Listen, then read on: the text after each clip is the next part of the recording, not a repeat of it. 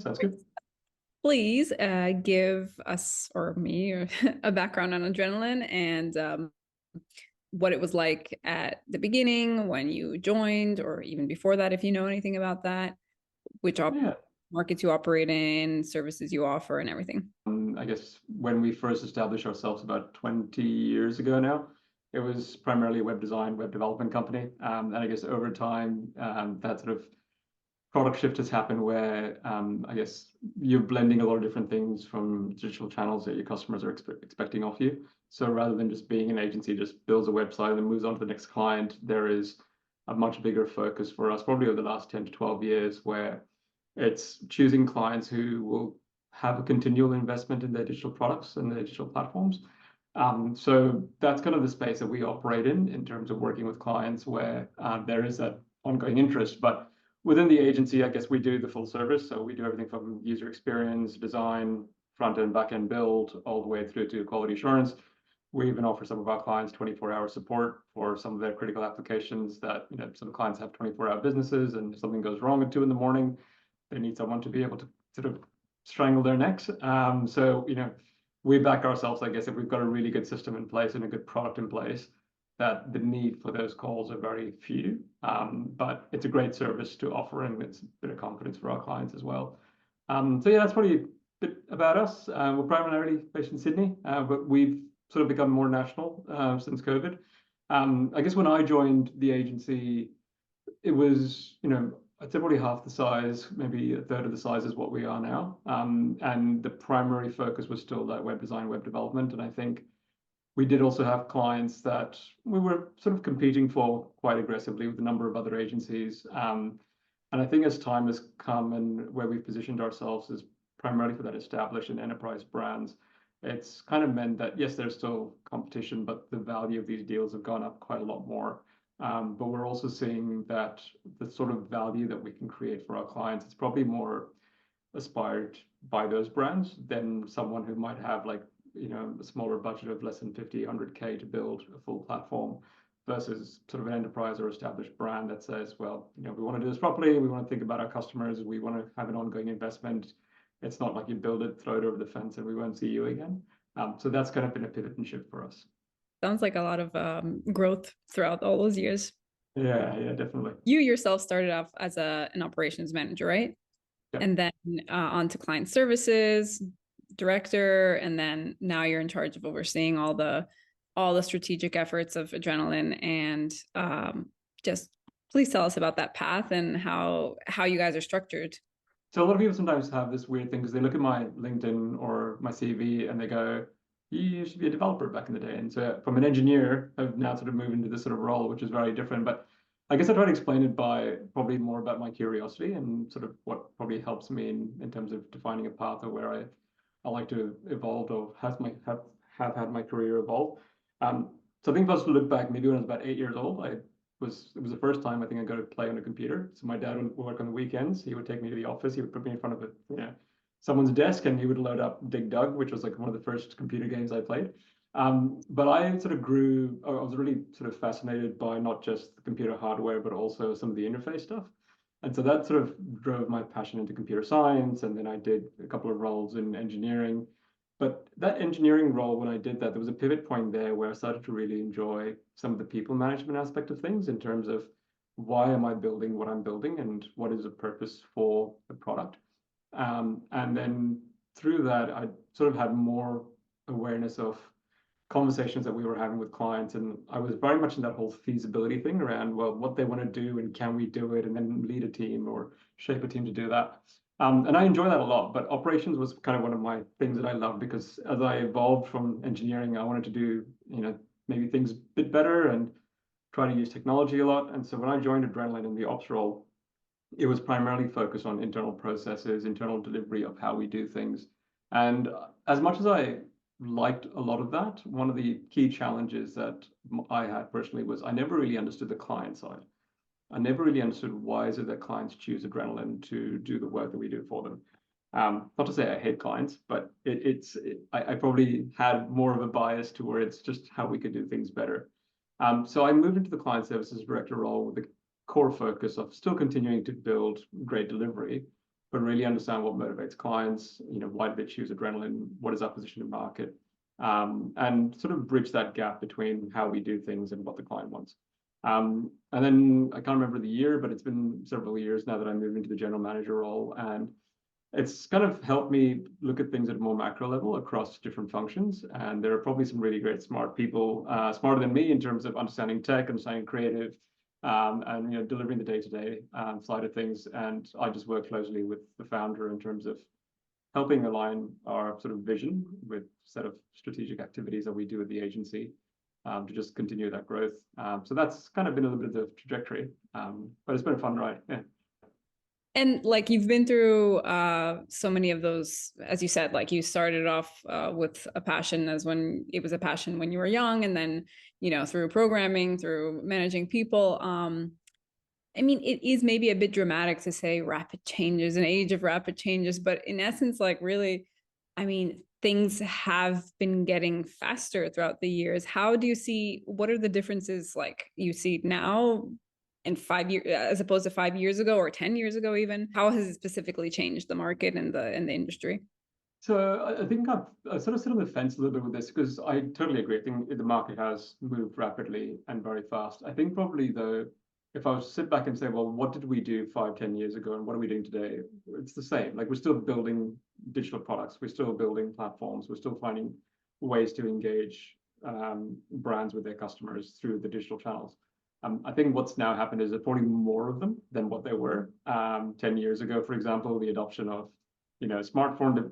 I think the smartphone was already adopted well and truly by that point, but I guess the mass adoption of what we're seeing now, the number of apps in store, the number of or the changes in user behavior in terms of easily, expecting things quickly, wanting to use an app, wanting to have good customer experience. Like, that's almost a thing now. Whereas 2 decades ago, it's like, well, it's this crappy little 24-bit maps at a website, and people were fine with it. Like, it was still at that point modern enough. So there is, I think, a few customer behavioral changes that's rapidly moved. And I think brands sometimes struggle to fully understand that and have to keep up with those things. The other thing I'd probably say is, like, while again our outputs are the same, it's probably what's rapidly changes how we do those outputs and how we create them. So, a good example is the way we back in the day would use Adobe Photoshop, and we'd get this big file of 7 gigabytes, and then we got to transfer it over to someone, and then they would use that to then start cutting lines of code. And now you've got Figma, and everything's online. It's quick collaboration. You're inviting many people at once to give you feedback. So there's rapid change in the process in which we do things for the same outcome. And I think that's built a lot of efficiency. That's increased some of the richness in the way we can do things. It's allowed us to leverage open source platforms and do animation when 15 years ago it's like, oh, there's going to be a Flash file that we're going to embed on the website. And these days it's like, well, you can just use JavaScript and you can code them quickly. And then there's the future ahead with a lot of the Gen AI stuff and a lot of use of Copilot for developers. So from that sort of use of tech or use of these new tools, I think that's kind of what agencies need to keep up with to be able to still do what they're doing, but do it better, faster, more collaboratively. Strategic planning is a broad topic in itself, but here I'd like to focus more on some of the growth aspects, like hiring, marketing and sales activities, strategies, and adopting these, what you just said, new technologies and trends. How do you think agencies today are approaching strategic planning? Is it becoming something that they're doing more often, like touching base more often? Maybe 10 years ago it was like, okay, once a year we meet, or now it's like you really want to keep a tab on all these things. Perhaps I'd like to hear your thoughts and examples on of anything you've changed or implemented at Adrenalin. Yeah. So I have a little bit of a challenge with the word strategic planning, because I think it distracts between the concept of strategy and planning. And it's this word that a lot of agencies use and a lot of account people use with our clients and go, yeah, we're going to do some strategic planning. And it's like, what does that really mean? And often what we find is, I think strategic planning is going, well, we're going to plan something out, but what are the strategies we would use to plan that out? And I think that can often be a distraction from how to win in your marketplace or in the place that you compete in. So I guess within our agency, we tend to try to separate the concept of strategy and planning as 2 different elements. And I guess, some great examples is that planning is a set of tasks. You have a set of milestones, and you know when you achieve those, you can go, cool, we've done it. But do you know whether you've won, or are there simply things that say, hey, if we build this faster, and if we deliver this on time, and if we can add more people in this team, does that mean you will win as an agency? Will you continue to be competitive and attractive for your clients? And so I think that's kind of where we sort of put planning a little bit to the side, and we focus more on the strategy piece now. There's some challenges with strategy because, and I love this concept that it's meant to make you feel uncomfortable when it comes to defining strategy, because a lot of people feel nervous about this idea of going, oh, I've never done strategy before. And it's like, yeah, that's true. But effectively, the way we look at it is it starts first with a bit of a vision or an ambition. And when you think about that in a very simplified way of how to explain what is it you're trying to do, or you're trying to achieve, you can then say, well, strategy are just a set of choices that we can pick from to get there. So we look at strategy as what is it that we're going to do, but equally, what are the things that we're not going to do? So as a good example, when the agency, probably about 10 years ago, we used to offer end-to-end services for our clients from, we will design your website, we will build your website, and we will host your website for you. So we were also doing hosting as part of the whole value chain. But AWS came out, things moved to the cloud, the traditional sort of data centers of having sort of servers on a rack, they all moved away. And we had to make a choice going, do we want to continue investing in ourselves in understanding how this cloud space is going to work? Or do we decide to forget that and just focus on what we're very, very good at, which is our core service of design, development, UX, and all that. And so we made the active choice of saying, we're not going to do hosting. That's not what we're good at. And we don't have great resources and capabilities. We don't want to invest in building those necessarily, but instead we will partner with, other companies like Rackspace, or, if clients a bit smaller, then they might go for, their own local choice. But partnering with those agencies or with those service providers has meant that we can at least bring them into the conversation when a client needs it. And more often we're seeing clients have their own IT departments who have their own hosting environment. So it's like, hey, we can leverage what you have. And it's made for a bit more of a different type of conversation as opposed to being this all-in-one sort of agency. So I think when we looked at that as an example, that's kind of where we said, well, things we choose to do, things we choose not to do.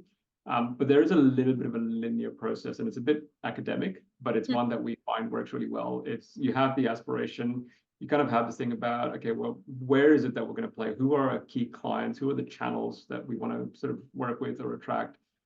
How do we intend to win in terms of, are there specific explanations around competitive advantage that we can give to our clients? Are there something that differentiates us from other agencies out there? Is it industry experience? Is it certain capabilities, certain tools or platforms we're using? And then also going, well, what are the resources and capabilities we have?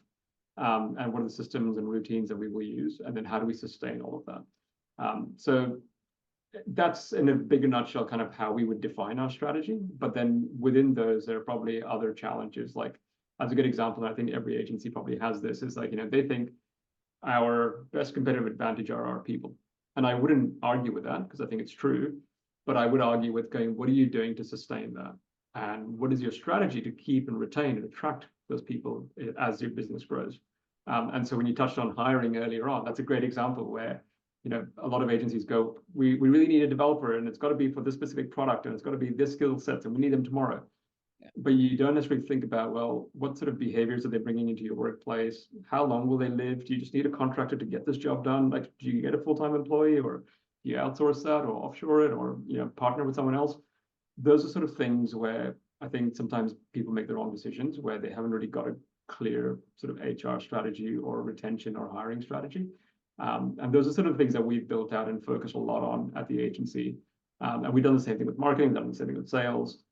So I'd say, yeah, it's a lot of planning. And I don't think you can just take everyone away for a weekend trip and just go, cool, we'll come back with a new strategy. It's like, it doesn't quite work that way. Like, yeah, it's very interesting to go through because really what you're saying is true. Like, the strategic planning as like a phrase together, it really doesn't make much sense, right? Because planning is more tactic and strategy is more correct, the long-term orientation. Yeah, and I think the idea with strategy is that it constantly has to change and shift based on what you're experiencing in the market. So if you've made a set of choices to say, okay, well, we're going to go down this path, or we're going to try these things, and this is what we want to sort of focus on, the market will shift, things will happen, and it's the ability to quickly react. And that's kind of when that rapid change comes in, right? Like, you have good systems and routines in place in your organization where you are listening to some of these things and going, okay, well, that's not right. This isn't going to work for our strategy because that's changed and we didn't think that was going to change. And I think this thing with the plan is like you always have this known outcome. And the thing with strategy is you don't know. It's a bit of a bet. You're hedging yourself to say this is uncomfortable because we don't know if it'll work. You can use logic, you can use thinking, you can use whatever data you have in front of you to support your ideas, but you can't guarantee outcome. Whereas with plans, you can typically guarantee the plan as long as you have the resources you need to achieve that plan. Sure. That's the tricky part. I think that's what makes people very uncomfortable with strategy. And I get it. I love it. But Yeah. No, but very good way of putting it. And also, so what would you say are some like initiatives an agency should consider, like something that has proven well for you? So as you said, yeah, you can look at data, but then the strategy is something that kind of needs to maybe be shifted or adapted through time. Do you have any concrete initiatives that they should follow? Or yeah, so I think we look at this model called what is your core? So what is it that you're very, very good at? And I guess when we looked at it, and then we looked at it a few times, like we were very, very good at web design, web development, but we were equally very good at systems integration, complex sort of platforms that needed to be built and talk to each other, where clients are like, oh, well, half the data is here, half the data is there, we got something here, we need to get a new system built. So when we looked at what our core was, well, we're very good at designing sort of robust systems that connect a lot of things together. We're very good at building good user experience. And we're very well versed in digital. So we went from doing things in just websites to saying, okay, we can now do apps as well, because it's just a different mode, different medium, but it's an expansion of what our services can be. So we looked at those two and went, cool, digital products. We're now looking at going, okay, there's this thing called a product and market adjacency. So you go, and the bottom sort of part of the graph is where your core is. And you go, well, as a product, how do we expand what we offer? So do we move from web and we've done app? Can we now move from app to things like CRM implementations? Could we move it into infrastructure as code? Could we move it into things to do with cybersecurity and application security? Like, how do we move slowly from where we are to the other parts? And I guess similarly, the market side, right? Like, so if you're building websites, you don't want to go to the next service where you have to reinvent a new market. You kind of want to go to your existing clients that you go to who we build websites for and say, you've done this really well. I think you've got loyal fans, loyal users. An app could be your next avenue, or you need to build a CRM system that allows you to better understand your customers for personalization, like whatever that might be, right? So it's having the ability to use those adjacent products and markets to continue sort of growing or identifying some opportunities over there. So I think that's one thing for me. I think the other part is also understanding, you talked about resources and people you hire for. I think there's a thing that I feel anyways, it's a personal belief that a lot of agencies lack this ability to really invest in their people or retain them for the long run. Like, there's a lot of IP that people have, and if you tend to lose that, it's a mammoth effort to train that to someone else. It's a mammoth effort in terms of morale for the team that can sometimes go down when you lose great A players. It actually affects your clients. Like, clients themselves might go, hey, I really loved working there and I didn't have any bugs, and now the design's not up to scratch or there's issues all over. So I think it's making sure that when you're thinking about the resources to build those new capabilities, and if they're very close enough to your adjacent sort of market and product, you can think a bit strategically about how you grow and develop those people as well. So those are probably a few things. The last thing that I would add, though, and this is one thing that I really bang on about in our agency, it's this concept of alignment. It's the view that you've got a strategy, you've got a vision, you've got a set of ideas and options and choices you're taking. It's making sure that whatever you do with the agency is aligned to that. And we've made this mistake a number of years ago where we said to all departments going, all right, tell us what your strategy is for creative, tell us the ideas for tech. And we presented the overall agency strategy, and when the other guys presented their stuff, it was nowhere near aligned to where the top part was. And maybe there was some alignment, but it wasn't perfect. Like, it didn't have a nice narrative that said, okay, this is what we're going to do. This is how creative's vision fits into what we're trying to achieve. This is what tech's vision is. And so we said, okay, look, those are all great, but let's just call that strategic planning for the purposes of that session. And let's redo this properly, where we can think about as a team and as a collective, what is that vision? What are those choices that we're thinking of taking or not taking? and build a clear alignment within the business. No, yeah, I like that a lot because I mean it's for example, it's exactly what we do at Productive. Like we have this overall goal that everyone is striving towards. And then if you go back to your personal objectives for the quarter or for the year, Yeah. you're like, does this feed into that? If Yeah. not, what am I doing? Exactly. So true. So true. So often I've seen that where they're like, oh, why do you do this? And I don't know, it's what my manager said. And it's like you want the people at the lower level or the client facing level to almost say the reason I do this is because it aligns to something way above. Exactly. You can And do that really well. It seems to be a great book. I think it's a little bit more of a faster turnover in perhaps the ad and marketing space, maybe a little bit less in tech. I feel Yeah. people are a bit more happy, stable. I don't know. Well, I think that's the thing is like we're probably seeing a little bit of a shift now. You know, there've been a number of redundancies announced globally by a lot of tech companies as well. So I think that's shifting the marketplace a little bit. And I don't think that's tech companies not taking care of their teams. I think they've just got shareholders just to keep happy and they have to do what they're doing. And I get that. But I think, yeah, you're right. There is probably certain industries within, I guess, the tech digital space that do this really well, or certain agencies that do. And there are just certain that I think they're sort of starting off, they rely on contractors, they rely on freelancers, and they often will start to grow and hire full time, but they just haven't thought about the people retention, the people management side of things, because they've used so many freelancers and contractors. They just assume that I can just tell them what to do and they'll just get it done. It's like, well, no, there's an element of nurturing and growing and developing that individual, so that they're, you know, a long-standing staff member. So yeah. Sure. Yeah. That's strategic planning. Do you have any advice on breaking down like big overall company goals into precise um, short and long-term steps? Yeah, so we use OKRs. That's something that we found the objective and key result model that works really well for us.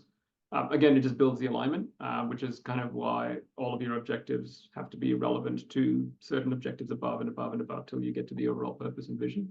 Um, we we struggled with this at first because I think the idea that we all can just go away and define OKRs, we thought it'd be a simple enough task. But I think we suddenly realized some people were using it as almost like a task planner. It's like, no, that's not what this is. Like you've got to think about this in terms of an objective that's, you know, successfully achieved based on specific key results. So I think people were just hitting those objectives thinking, I'm going to do this. And it's like, well, your key results are not being met. So I think it helped us, you know, making sure there was some training. There's a couple of iterations of the model that we use. And now we've got it to a nice cadence where, you know, every quarter we agree on what our OKRs are, what are some of the things we're going to do. We try to make sure it's no more than 3 to 5 things. Otherwise, it's just, you know, you will not get it done. It's not a laundry list of things to do. And at the same time, we catch up every month to make sure that we are sort of making headways towards those OKRs as well. But they do trickle down. So I guess management have their own, and then each department will feed into ones below. And because of the way we've structured it, it means if a designer is achieving their OKR, it's contributing back to the product design director's sort of OKRs as well. And so you can see it trickle up and down. But again, what we found is that alignment piece was nicely solved with OKRs. But I would sort of recommend that it does need time to sit down and plan. Like you can't just go, I'm just going to make this up 10 minutes before the meeting and decide what I'm going to do this quarter. Like you do need to work with your teammates, you work with your team, you know, think about realistically what can be achieved in amongst all of the projects and all the things that are going around you as well. So yeah. Yeah, sure. We also use OKRs. It seems very, very effective. Yeah. Yeah. When it comes to marketing and sales, which is, we know, a continuous challenge, especially during times of like, yeah, crisis, COVID, whatever you want. What are some proven strategies?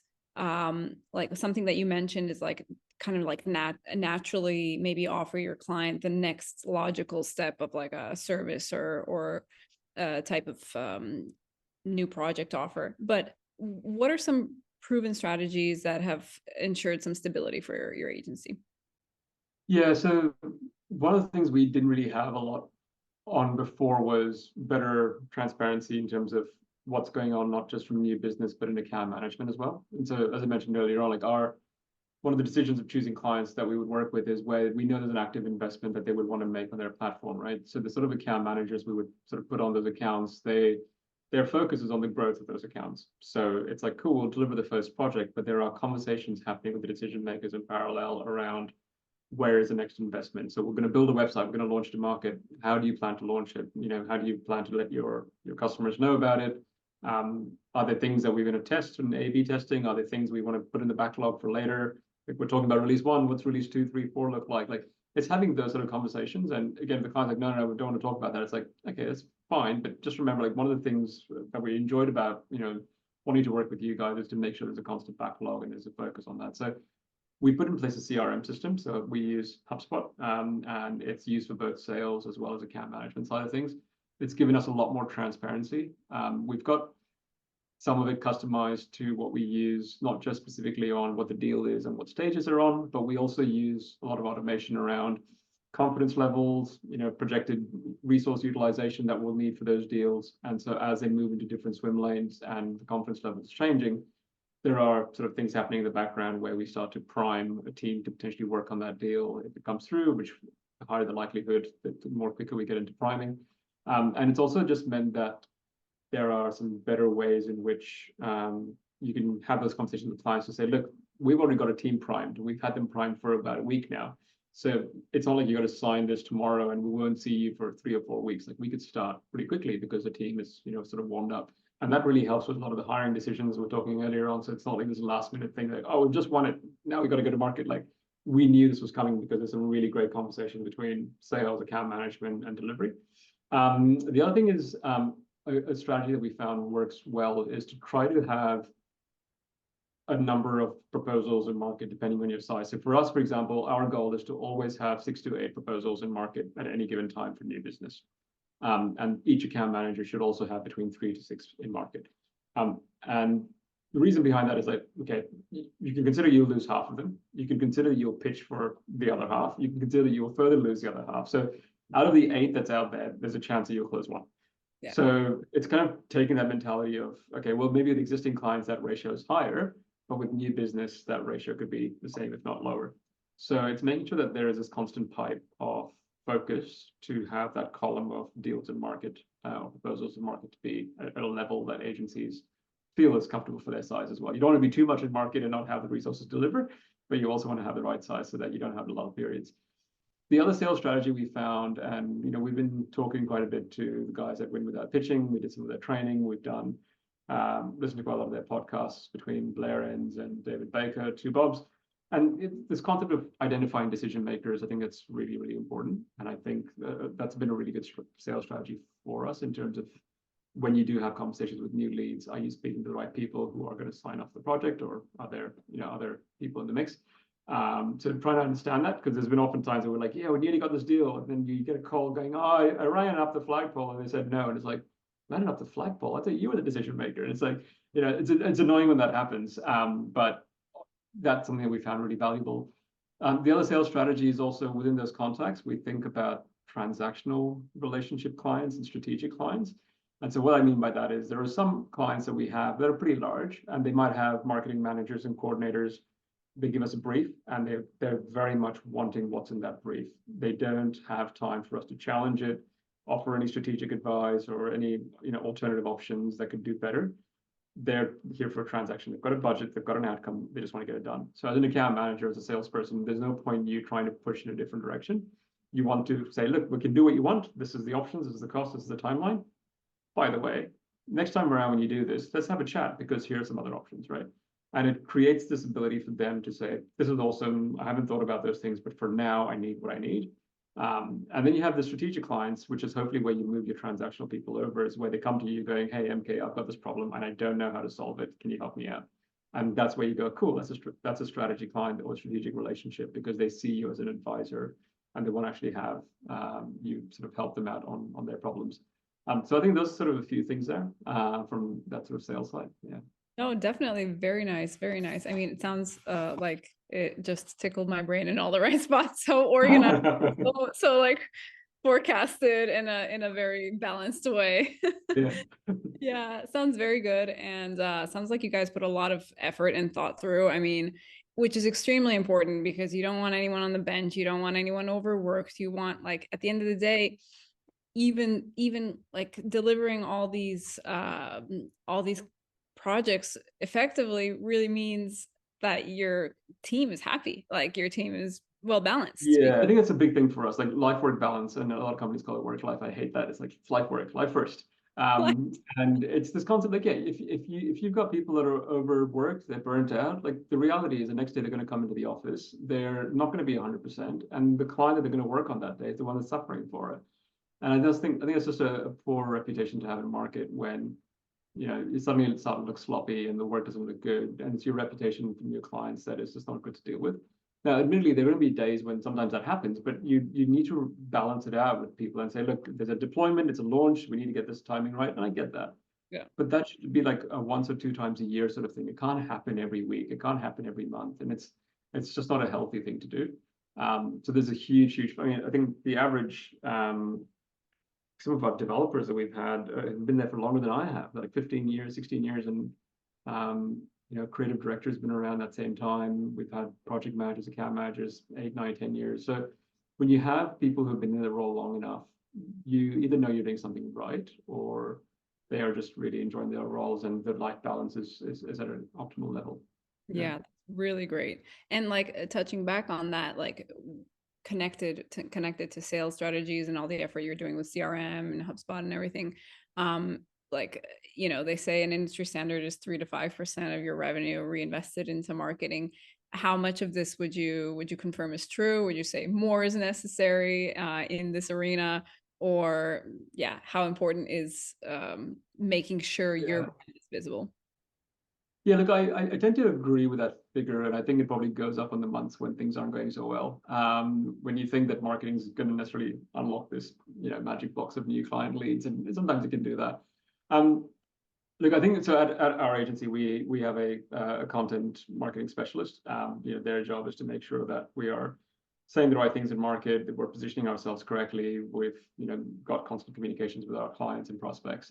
And it's a dedicated role, and we find that works well. In the past, when we've tried it, where a few of us in the management team will go, yeah, we'll write the blog, and we just never get a time to do that. Or, you know, we'll organize a LinkedIn campaign, and we don't get to do that. So I think paid search, LinkedIn, marketing content, you know, email marketing, a lot of those things still work. And I think that that budget range to me sounds about right if I'm including the headcount and some of the spends that we're doing online as well.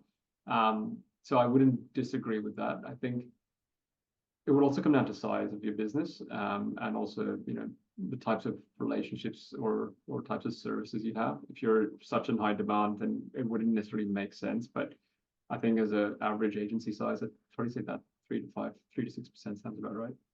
Mm-hmm.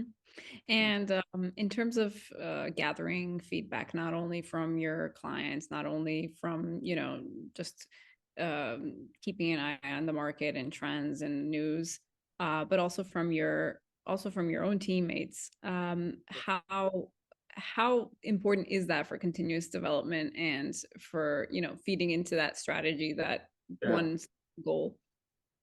Paramount. I think I would be very uncomfortable if you had a strategy that didn't either reference the customer in the vision or the plan, or in your purpose. And if you haven't thought about what the customer needs are in terms of your decision making, or taking on board feedback that you received about recent projects or NPS scores, and not necessarily adapting your services, or again, the way you're planning to grow, if you ignore those things, because I think it's a recipe for failure. And I think there's going to be times where there's going to be 1 or 2 customers that are probably not aligned to what you're trying to do, and I guess I get that. But if you're sensing a common theme and common frustration, then it's like, hey, you need to take that on board as you're not doing something right, and be rapid, be quick, be more adaptive, and adjust and change. I think the same works internally. So, you know, for externals, we do NPS scores. If we get scores below sort of 7, we tend to phone them up and have a chat about what we could have done better. In ENPS is an employee NPS score we run every 3 months. And that's where employees rate Adrenalin in terms of, you know, how are we as an employer, and what are some things that we could do better. And that's some valuable feedback for HR. We get common themes. We look at prioritizing which ones we want to action. So if there are concerns around process, or there are concerns around types of work, or the challenging timelines, or whatever those things might be, it's like, cool, these are themes that are coming across that we need to address. But at the same time, you want to look at the positive stuff, not just the negative things, and go, well, these are things we're doing really well. So how do we, again, sustain those things? How do we continue doing what those things are, whether the client is saying it or our team is saying it? And then I guess, yeah, external markets, like, we're part of SOTA. We've sort of met through that process. It's a valuable exercise for us to, get a sense of what's happening in market, to validate what we're doing, or at least have like-minded people challenge us, and be open to that sort of feedback and critique. But again, as I said earlier, like, strategy is never like this set stone thing. You want to constantly adapt. So if feedback's telling you something, or if the industry is telling you something, you should be nimble enough to react to it. Yeah, no, it sounds very healthy and rational. Any final advice for agencies? I mean, we have so many different types of agencies in the community and in Productive's customer base, but yeah, it all comes down to continuing to grow. So I'm sure like you have any final words. I think one of my favorite words is alignment. It's still like, whatever you do, whatever your thinking is, whatever your strategy is, make sure there's a very clear way to communicate that to everyone in the business. Don't be afraid of strategy, and try not to make strategy a set of tasks or a set of tactics. And there are great frameworks out there. There's like the 9-box business model, which is really simple, but a great tool to allow you to assess where you are now, but also think about new models that you want to try. And that's kind of what we use when we sort of decommissioned hosting. And, we said, okay, we're not doing hosting anymore because we got to build all these things. So don't be afraid about the things that you have to say no to, and sort of back yourself up a little bit more with those things and those ideas. We talked about HR or hiring and talent, and I think the industry should think about those things in terms of the retention, the attraction of great people to be in business. Because I guess in our environment, we don't have factories and machines that build widgets that we sell. Like, we're selling people's intelligence, and that's done through the value that we create for our customers. So if you can nurture that and develop that and keep it growing within your environment, I think it'll only pay dividends in the long run for the agency. Yeah, and to wrap up, I'd just like to say that I really like the concept of strategy has to be something you're uncomfortable with. That's kind of maybe a way you can differentiate whether it's a list of tasks or something more long term. Because if it's something long term you have to reach, it should be discomforting. Yeah.